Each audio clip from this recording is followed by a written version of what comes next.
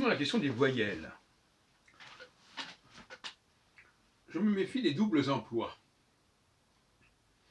Pourquoi devrait-on prononcer reine, R-E-I-N-E, alors qu'on a le son, on a la lettre E, et on peut écrire E avec un E accent aigu, accent grave, accent circonflexe. Pourquoi devrait-on casser la tête à écrire, pour produire le son E, à écrire AI, où la lettre E n'apparaît pas? C'est vraiment compliquer la vie de manière invraisemblable. Pourquoi prononcer le AU comme un O? Ça ne tient pas debout, a priori. Si je veux écrire, j'ai la lettre O, je ne vois pas pourquoi j'aurais besoin du AU pour la produire, cette lettre O. D'autant plus que là, nous n'avons ni la lettre O, ni la lettre U. Non, pas la lettre O, parce que le A n'est pas un O et le U n'est pas un O. Alors, moi, je vous pose la question, à quoi ça rime? Est-ce que ça fait sérieux, cette façon de faire?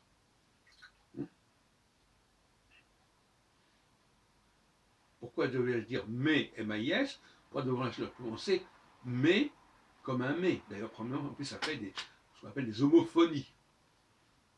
C'est pas très sérieux. Par contre, si je disais maïs, maïs, là, effectivement, on aurait un son qui serait distinct.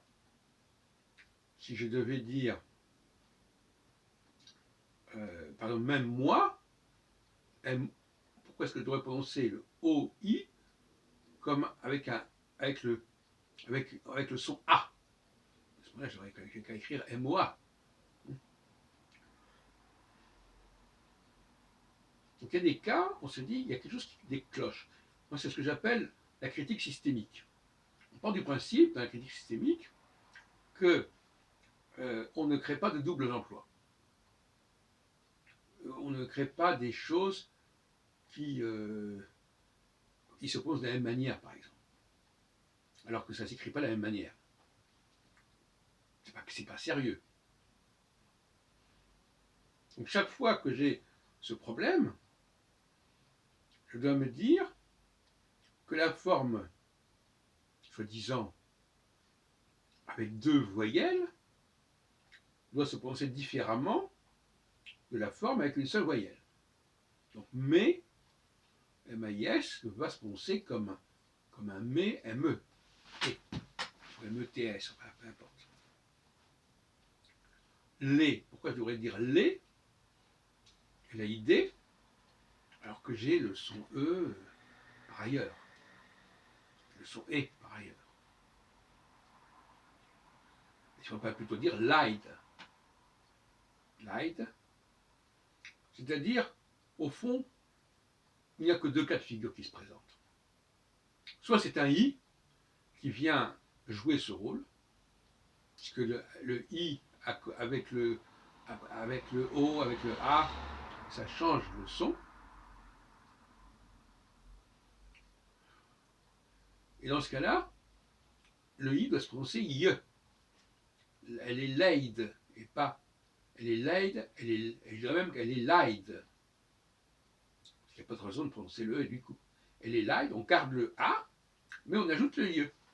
Elle est lied. Lui, on ne doit pas dire lui, on doit dire lui. On ne doit pas dire toi, on doit dire toi, etc., etc. Je crois que la règle n'est pas très compliquée. Alors, dans le cas du U, eh bien, par exemple, pourquoi est-ce que si j'écris OU, je dois prononcer OU? Parce que le OU, en réalité, c'est le U en français. Là, il y a un problème, effectivement, de prononciation. En réalité, c'est le U. Bon. On y reviendra peut-être. Bon. Pourquoi, si j'ai AU, je dois prononcer O? Comment est-ce que je dois être prononcé? Eh bien, je pense qu'on doit le prononcer comme un W. Et en anglais, W se dit W, double U. Autrement dit, faudrait dire AU, il faudrait prononcer AO. AO.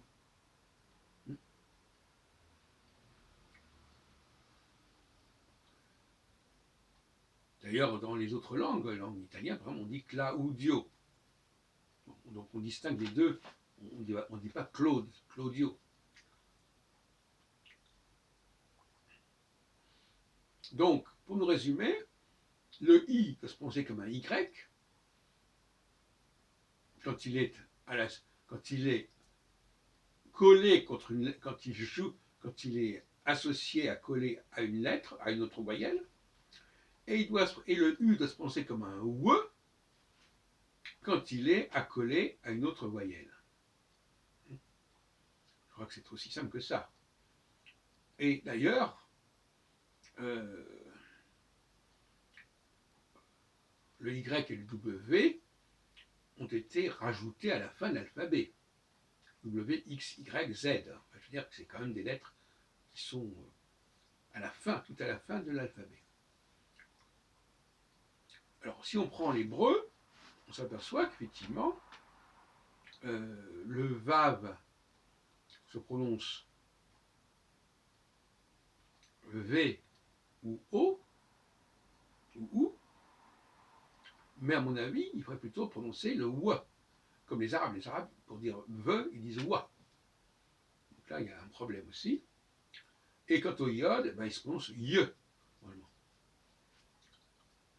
Voilà. Donc, comme je pense qu'il y a une relation directe entre l'alphabet hébreu et l'alphabet français, au niveau de la prononciation, comme il y a des lettres doubles, des consonnes doubles, j'en ai parlé dans une autre vidéo, il y a des voyelles doubles, mais en aucune façon, quand il y a deux lettres, deux voyelles l'une à côté de l'autre, la première voyelle ne doit pas perdre sa prononciation d'origine. C'est la deuxième voyelle qui va ajouter un élément en ye ou en we. D'ailleurs, souvent en français, on a i 2 l e, qu'il vaille, par exemple, ouille, etc. Donc le français renforce le son ye du i. C'est une solution qui a été trouvée en fin de compte. Pour prononcer le i de façon mouillée, on l'ajoute le i 2 l e, qu'il aille. Voilà, donc c'est une autre façon de fonctionner également qui est pas mal. Voilà où je voulais en venir. Quand il y a des doubles emplois comme ça, il y a un problème. Il faut le trouver, il faut le corriger.